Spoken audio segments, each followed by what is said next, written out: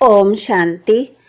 8 जनवरी 2025 के बाबा के मधुर महावाक्य। बाबा कहते, मीठे बच्चे, बाप की श्रीमत तुम्हें 21 पीढ़ी का सुख दे देती है। इतनी न्यारी मत बाप के सिवाय कोई दे नहीं सकता। तुम श्रीमत पर चलते रहो। बाप की श्रीमत तुम्हें 21 पीढ़ी का सुख दे देती है। इतनी न्यारी मत बाप के सिवाय कोई दे नहीं सकता। तुम श्रीमत पर चलते रहो। प्रश्न, अपने आप को राज तिलक देने का सहज पुरुषार्थ क्या है? अपने आप को राज तिलक देने का सहज पुरुषार्थ क्या है? उत्तर, अपने आप को राज तिलक देने के लिए बाप की जो शिक्षाएं मिलती हैं उन पर अच्छी रीति चलो। इसमें आशीर्वाद व कृपा की बात नहीं है। फॉलो फादर करो, दूसरे को नहीं देखना है। मन मना भव, इससे अपने को आप ही तिलक मिलता है। पढ़ाई और याद की यात्रा से ही तुम बेगटू प्रिंस बनते हो। गीत। ओम नमो शिवाय। ओम शांति। जब बाप और दादा ओम शांति कहते हैं तो 2 बार भी कह सकते हैं कि दोनों एक में है। एक है अव्यक्त, दूसरा है व्यक्त। दोनों इकट्ठा है। दोनों का इकट्ठा आवाज भी होता है, अलग अलग भी हो जाता है। ये एक वंडर है। दुनिया में ये कोई नहीं जानते कि परम पिता परमात्मा इनके शरीर में बैठ ज्ञान सुनाते हैं। ये कहाँ भी लिखा हुआ नहीं है। बाप ने कल पहले भी कहा था, अभी भी कहते हैं कि मैं इस साधारण तन में बहुत जन्मों के अंत में इनमें प्रवेश करता हूँ, इनका आधार लेता हूँ। गीता में कुछ न कुछ ऐसे वर्सेस हैं जो कुछ रियल हैं बातें, ये रियल अक्षर हैं। मैं बहुत जन्मों के अंत में प्रवेश करता हूँ, जबकि ये वानप्रस्थ अवस्था में है। इनके लिए ये कहना ठीक है।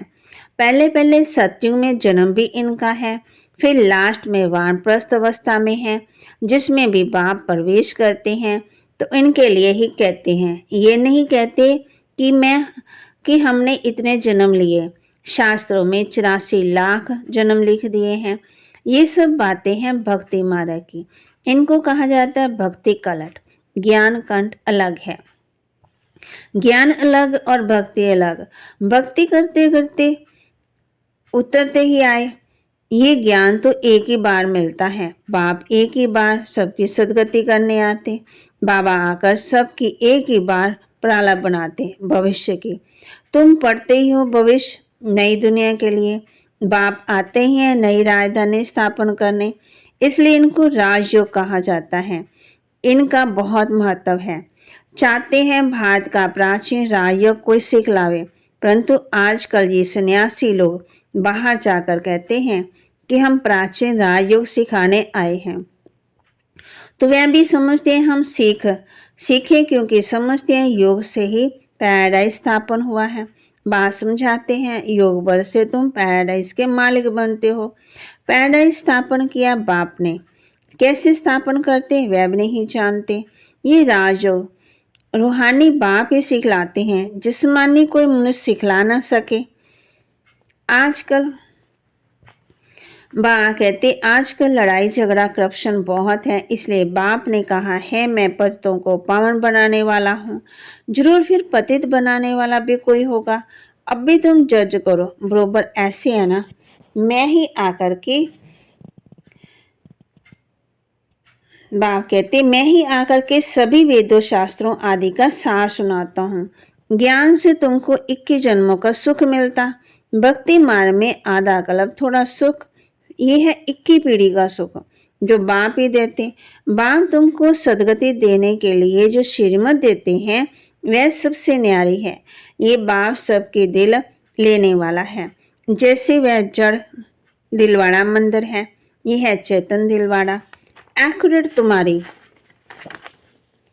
एक्टिविटी के चित्र बने हैं। इस समय तुम्हारी एक्टिविटी चल रही है। दिल वाला बाप मिला है, सबकी सदगति करने वाला, सबके दुख हरकर सुख देने वाला। कितना ऊंच ऊंच गाया हुआ है, ऊंच ऊंच भगवान शिव की महिमा।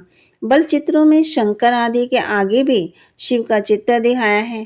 वास्तव में देवताओं के आगे शिव का चित्र रखना भी निषेध है। वह तो भक्ति करते नहीं। भक्ति न देवताएं करते, न सन्यासी कर सकते हैं। वह ब्रह्म ज्ञानी, तत्व ज्ञानी। जैसे ये आकाश तत्व है ना, वैसे ये ब्रह्म तत्व है। वह बाप को याद करते नहीं, ना उनको ये महामंत्र मिलता। ये महामंत्र बाप ही आकर के संगम युग पर देते। सबकी सदगति दाता बाप एक ही बार आकर के मन मना भव का मंत्र देते। बाप कहते हैं, बच्चे देर साय दे के सब धर्म त्याग, अपने को शरीर आत्मा समझ मुझ बाप को याद करो।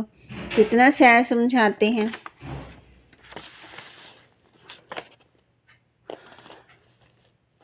रावण राज्य के कारण तुम सब देह अभिमानी बने हो। अभी बाप तुमको आत्म अभिमानी बनाते।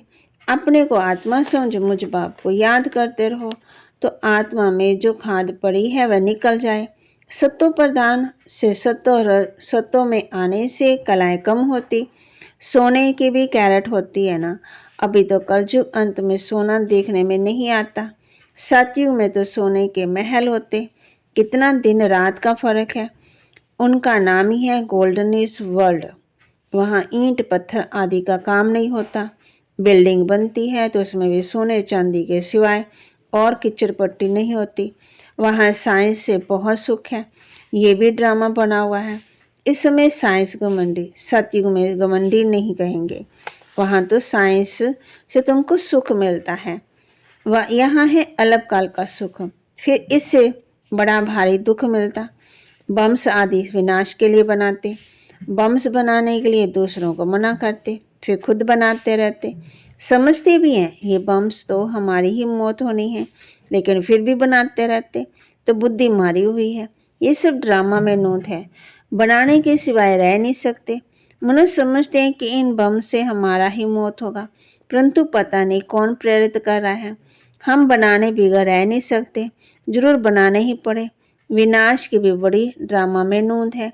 कितना भी बल कोई पीस प्राइज दे, परंतु पीस स्थापन करने वाला एक ही बाप है। शांति का सागर बाप ही शांति सुख पवित्रता का वर्षा देते हैं। सतयुग में तो बेहद की संपत्ति, वहां तो दूध की नदियां बहती। बाप कहते हैं, विष्णु को भी क्षीर सागर में दिखाते हैं। ये भेंट की जाती है। कहाँ भागत दुख, कहाँ सुख। भक्ति मार्ग में फिर तालाब आदि बनाकर उसमें पत्थर पर विष्णु को सुला देते हैं। भक्ति में कितना खर्चा करते, कितना waste of time, waste of money करते। देवियों की मूर्ति कितना खर्चा कर बनाते, फिर समुद्र में डाल देते, पैसे वेस्ट करते। ये है गुड़ियों की पूजा। बाप कहते हैं, अभी तुम किसके भी मंदिर में जाओ तो तुम हर एक ऑक्यूपेशन जानते हो। बच्चों को मना नहीं है कहाँ भी जाने की। आगे तो बेसमझ बनकर जाते थे, अभी तो समझदार। तुम कहेंगे हम इनके 84 जन्मों को जानते हैं। भारतवासियों को तो श्री कृष्ण के जन्म का पता ही नहीं। तुम्हारी बुद्धि में ये सारी नॉलेज है। नॉलेज सोर्स ऑफ इनकम, वेद शास्त्र आदि से कोई भी एम ऑब्जेक्ट नहीं है। स्कूल में हमेशा एम ऑब्जेक्ट होती। इस पढ़ाई से तुम कितने शाहूकार बनते हो। ज्ञान से होती है सदगति। इस नॉलेज से तुम संपत्तिवान बनते हो। तुम कोई भी मंदिर में जाएंगे तो जड़ समझेंगे ये किसका यादगार है। जैसे दिलवाड़ा मंदिर है, वह है जड़, ये है चेतन। हूबहू जैसे यहाँ झाड़ में दिखाया है वैसा मंदिर बना हुआ है। नीचे तपस्या में बैठे हैं, ऊपर छत में सारा स्वर्ग है। बहुत खर्चे से बनाया हुआ है। यहाँ तो कुछ भी नहीं है। भारत 100% सुखी पावन था, अभी भारत 100% दुखी पतित है, क्योंकि यहाँ सब विकार से पैदा होते हैं। वहाँ गंदगी की बात ही नहीं है। गुरुर पुराण में रोचक बातें इसलिए लिखी हैं कि मनुष्य को सुधरे, परंतु ड्रामा में मनुष्यों को सुधरना है ही नहीं। अभी ईश्वरीय स्थापना हो रही है। ईश्वर ही स्वर्ग स्थापन करेंगे, उनको ही हेमली गॉडफादर कहा जाता। बाप ने समझाया है, वह लक्षर जो लड़ते वह सब कुछ करते राजा रानी के लिए। यहाँ तुम माया पर जीत पाने के लिए करते हो। जितना करेंगे उतना पाएंगे। तुम हर एक को अपना तन मन धन भारत को स्वर्ग बनाने में खर्चा करना पड़ता। जितना करेंगे उतना ऊंच पद भी पाएंगे। यहाँ रहने का तो कुछ है ही नहीं। अभी के लिए गाते, किनकी दबी रहे धूल में, किनकी राजा खाए। अभी बाप आया हुआ है तुमको राज्य भाग्य दिलाने। कहते हैं अब तन मन धन से सब इसमें लगा दो। इस माना ब्रह्मा ने सब कुछ निछावर कर दिया। इनको कहा जाता है महादानी। विनाशी धन का दान करते हैं तो अविनाशी धन का भी दान करना होता है। जितना जो दान करेंगे, नामी ग्रामी दानी होते हैं तो कहते हैं फलाना बड़ा महादानी था। नाम तो होता है ना, वो इनडायरेक्ट ईश्वरार्थ करते, राजा ही स्थापन होती। अभी तो राजा ही स्थापन होती है। बाप कहते भक्तिमान में गाते हैं ना, हम वारी जाएंगे, कुर्बान जाएंगे, इसमें खर्चा कुछ नहीं है। गवर्नमेंट का कितना खर्चा हुआ। यहाँ तुम जो कुछ करते हो अपने लिए, 6 चाहे 8 की माला में आओ, चाहे 108 में, चाहे 16,008 में, पास विद आनर बनना ही है।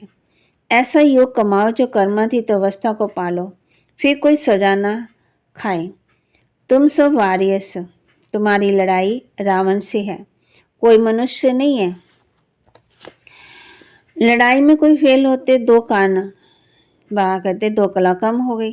त्रेता में 2 कला कम, स्वर्ग में, त्रेता में 2 कला कम, स्वर्ग कहेंगे ना। पुरुषार्थ तो करना ही चाहिए, बाप को पूरा फॉलो करना चाहिए, इसमें मन बुद्धि से सरेंडर होना चाहिए।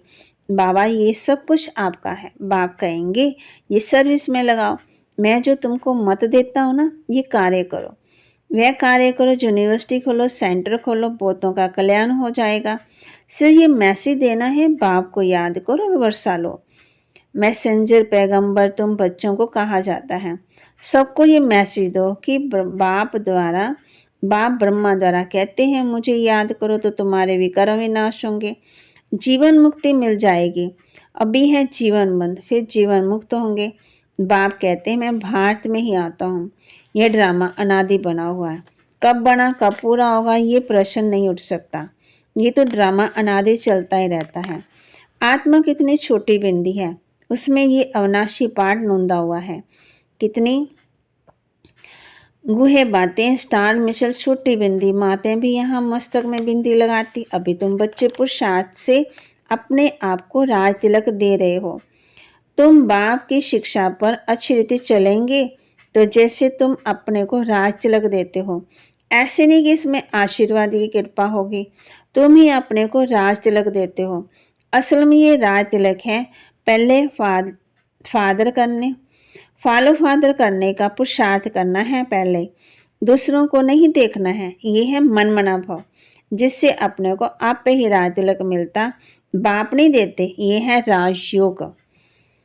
बाप कहते हैं तो कितना अच्छा पुरुषार्थ करना चाहिए, फिर इनको भी फॉलो करना है। ये तो समझ की बात है। पढ़ाई से कमाई होती है, जितना जितना योग उतना उतनी धारणा, योग में ही मेहनत होती, इसलिए भारत का राजयोग गाया हुआ है। बाकी गंगा स्नान करने से आयु भी चली जाए तो पावन बन ना सके। भक्ति मान में ईश्वर अर्थ गरीबों को देते, यहाँ फिर खुद ईश्वर आकर गरीबों को विश्व की बादशाही देते। गरीब निवास है ना। भारत जो 100% पवित्र था अब पतित बना है। दान हमेशा गरीबों को दिया जाता है। बाप कितना ऊंच बनाते हैं, ऐसे बाप को गाली देते। बाप कहते हैं ऐसे जब गलानी करते हैं ना तब मुझे आना पड़ता है। ये भी ड्रामा बना हुआ है। ये बाप भी है, टीचर भी है। सिख लोग कहते हैं सतगुरु अकाल, बाकी भक्ति मार्ग में गुरु तो ढेर के ढेर हैं। अकाल का तख्त सिर्फ ये मिलता है, तुम बच्चों को तख्त यूज करते हैं। कहते मैं इनमें प्रवेश कर सबका कल्याण करता हूँ। इस समय इनका ये पाठ है। ये बड़ी समझने की बातें हैं, नया कोई समझ ना सके। अच्छा, मीठे मीठे सिकिलदे बच्चों प्रति माता पिता बाप दादा का याद प्यार और गुड मॉर्निंग। रूहानी बाप की रूहानी बच्चों को नमस्ते। रूहानी बच्चों की रूहानी बाप दादा को दिलवा जान सिकवा प्रेम से नमस्ते। धारणा के लिए मुख्य सार, अविनाशी ज्ञान धन दान कर महादानी बनना है। जैसे ब्रह्मा बाप ने अपना सब कुछ इसमें लगा दिया, ऐसे फॉलो फादर कर राजाई में ऊंच पदवी लेना है। सजाओं से बचने के लिए ऐसा योग कमाना है जो कर्मातीत अवस्था को पाले। पास विद ऑनर बनने का पूरा पूरा पुरुषार्थ करना है, दूसरों को नहीं देखना है। वरदान, कड़े नियम और दृढ़ संकल्प द्वारा अलबेलेपन को समाप्त करने वाले ब्रह्मा बाप समान अथक भव। कड़े नियम और दृढ़ संकल्प द्वारा अलबेलेपन को समाप्त करने वाले ब्रह्मा बाप समान अथक भव। ब्रह्मा बाप समान अथक बनने के लिए अलबेलेपन को समाप्त करो।